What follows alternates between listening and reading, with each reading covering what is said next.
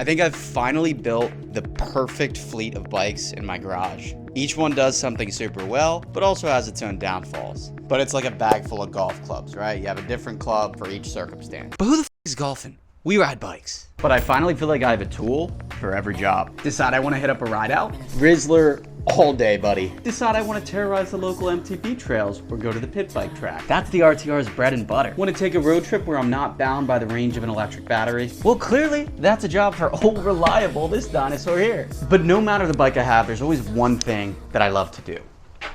Wheelies.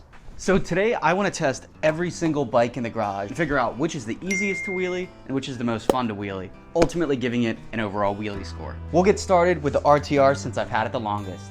All right, we will start with the RTR. Like I said, I've had this bike the longest, over a year at this point. Now, when I got this bike, it came with these stock dirt wheels on it, as well as stock Electro & Co brakes. I was not a fan of either of these, and I actually upgraded a lot of things on the bike to make it wheelie better. So I put on these Formula brake, which are super good. Can we stop you on them? Even on the freaking dirt wheels. And I also put on Supermotos because the dirt wheels definitely make it harder to wheelie. Now, I won't lie, this bike was not made specifically for wheelies. This thing was made to tear up the pit bike track, rip it off-road, and if you want to wheelie it, I highly recommend putting the Supermoto wheels on it. I've got my little dirt set up right now because this is now my track ripper. Woo! And I'll be honest, in its dirt wheel form, at least for me personally, it doesn't wheelie as well. Now, I think it helps if you do it in the grass. On the dirt wheels,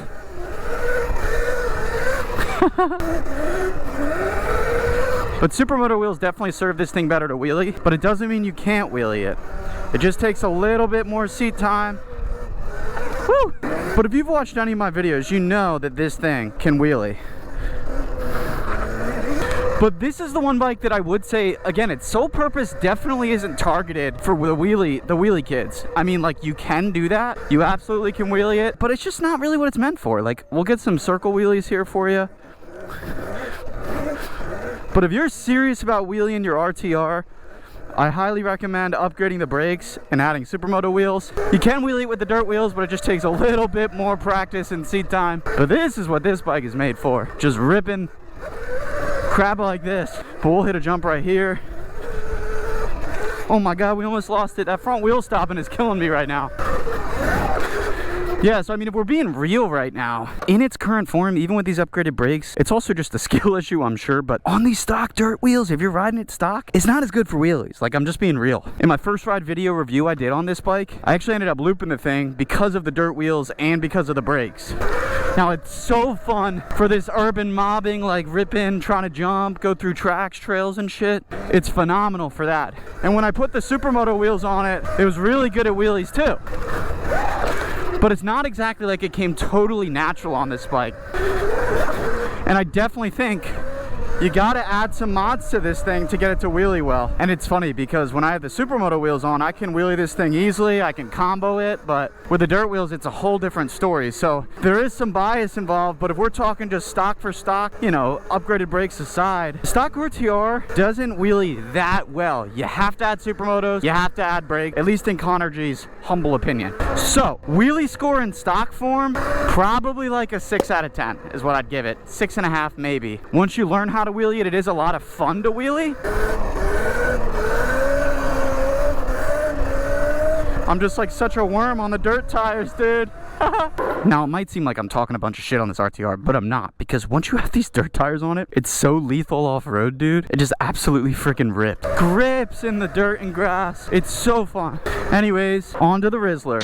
All right, now for the Rizzler. When I got this bike, I got it after the RTR. I've had it probably about 4 months, I think. And when I first made a video on this bike, I literally titled it, "This bike was built to wheelie." And that statement cannot be any more true, even more so right now.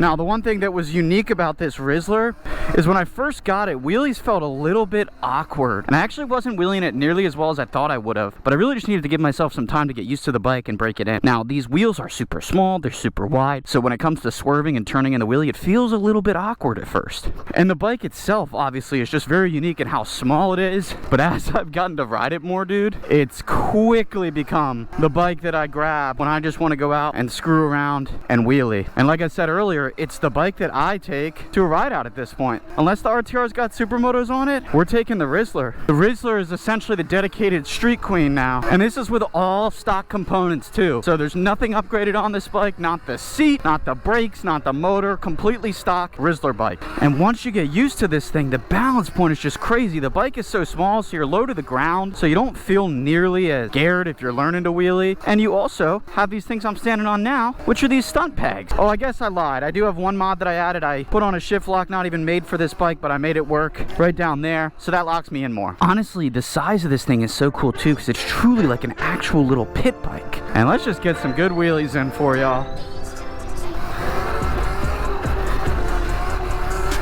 Tune in the throttle. Like I said, at first I had a little bit of a hard time turning this bike, but now we've just gotten more seat time on it. We've got used to it. We'll get up to the peg. If you're coming from pedal bikes too, you want to use these pegs, it'll be a pretty seamless transition. Electro & Co. redid their brakes completely. I wasn't a huge fan of the brakes on the original RTR and RTR Lite. Then they came out with these. I think they changed the master cylinder, maybe the calipers too. I don't know what they changed, but it's so much better, and I actually trust these brakes. So much so that I'm even gonna try a hand drag right now. I've never hand dragged this bike. And now we just did. Not the cleanest, but we did it. Oh, sorry. How's it going?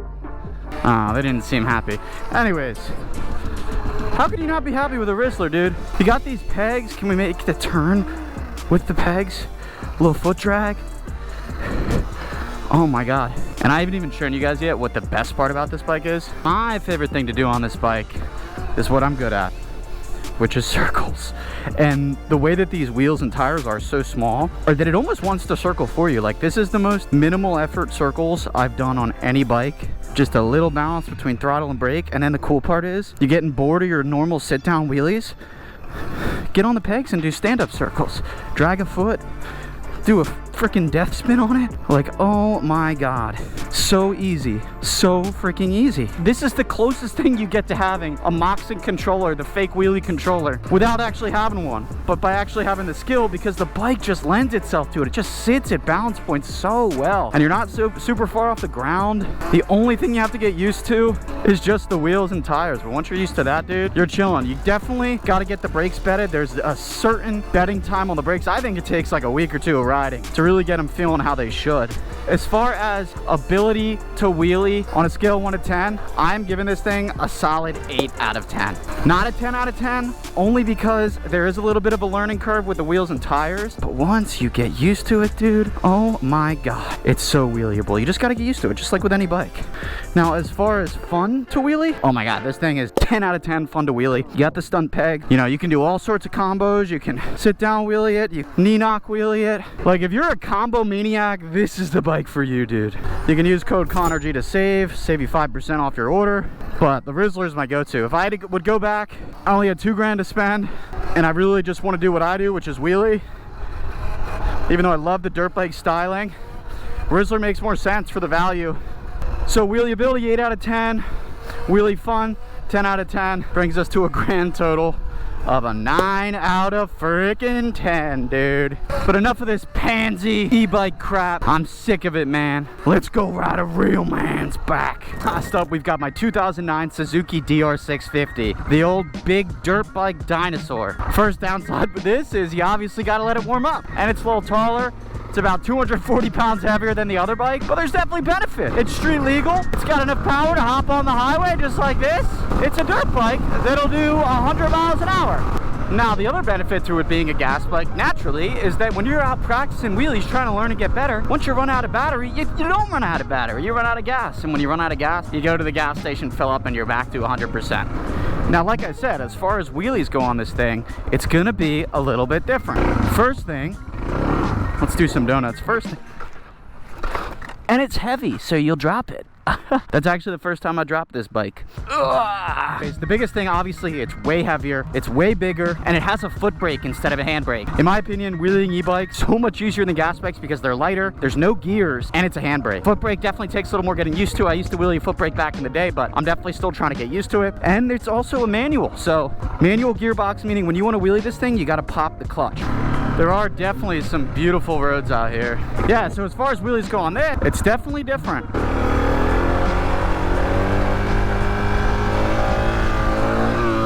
as you can tell, I'm chasing the wheelies. I would be willing to say it's inherently harder to do it on this bike. I feel like that goes without being said.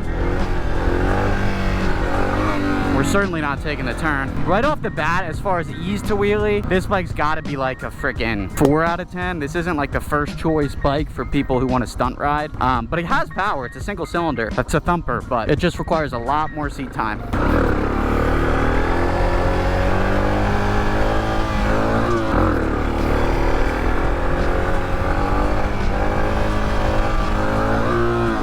But I feel like once you get good at wheelies on this, like once you can really control the bike, I think once I put supermotos on it, it'll be even better. It'll probably be like a 7 or 8 out of 10 to wheelie. So what did I say? It was a 5 for ease of wheeliness. So it puts us around a 6 out of 10 for the DR. We'll do a second gear.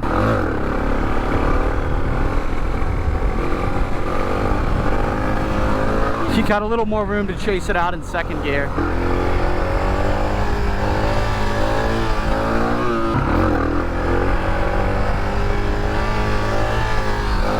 Like, I know where I have to be, I'm just not being there. Sheesh. We are in the country, brother. Yeah, by far, like, the worst part I would say about the gas bike is finding good places to ride where you're not, like, annoying people and you won't get in trouble with the police, because at least with the e-bikes, they're quiet.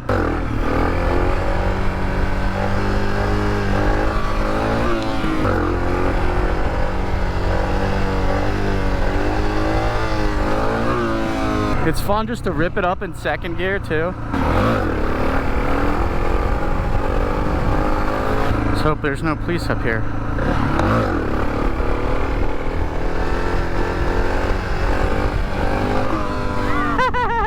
I just gotta drive back, man. Connor is no good. All right, we're finally back in the garage. I'm just so hyped that I have all of these bikes. I'm so lucky, truly. But if we're talking about what the best is, I think it's by far this Rizzler out the box for wheelies specifically. It's literally built to wheelie. Just like I said in the first video I did on it, this bike is built to wheelie. Wheelie's the best. RTR is also a lot of fun, but the thing only really wheelies once you have the right mods on it. So you need to put those supermotos on it. You need some formula brakes. Then it'll wheelie well. But even then, the tune isn't, I don't know, just something about this Rizzler is awesome. The DR, on the other hand, this is a handful. It's a lot of fun to learn to wheelie. It's really cool to kind of push myself to progress, but it's way harder. Using the foot brake is totally different. Having to pop the clutch is totally different. This bike weighs 360 pounds. This bike weighs like 115 pounds. So enormous difference. Definitely a lot more at stake on this one, but all the bikes rock. And I don't know, I just thought this would be fun to wheelie every single bike in my garage. Kind of do it in every video otherwise, but in the wheelie rankings for the bikes in the garage, I would say this is 1. Yeah, RTR's 2, even with the dirt wheels, and this is 3. But I think this will be more fun to wheelie than this bike once I get good at it. But as always, guys, if you like this video, please like. If you're not already, please consider subscribing. Lastly, I'm doing a $1,000 ENC gift card giveaway. So if you buy a sticker on my website, you get entered to potentially win $1,000 gift card to Electron Co. to buy one of these bikes or parts or whatever. But you also can use code ConnorG to save. But otherwise, guys, I'll see you very, very soon. Peace.